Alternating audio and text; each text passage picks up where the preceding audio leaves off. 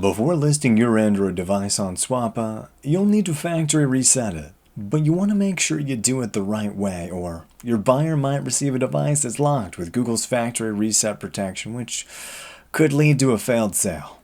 Here's how to reset your device correctly. But before we do that, you'll want to make sure your latest data is backed up.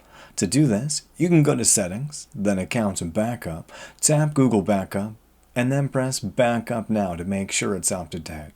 This should take a couple of minutes to back up your data, and you're all set. Next, you'll need to remove your Google account to disable factory reset protection.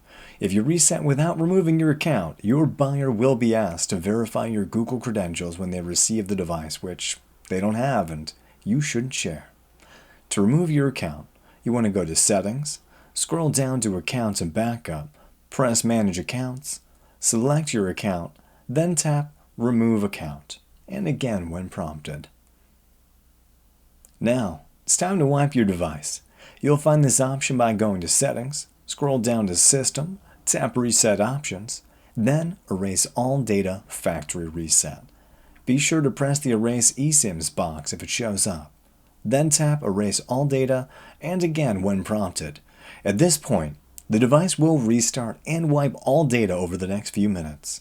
Keep in mind, the exact process varies a bit from brand to brand as manufacturers change this up slightly, but factory reset is always under System in the Settings menu.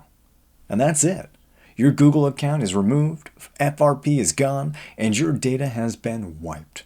And now, it's ready for a new owner. So head on over to Swappa.com and list your device today.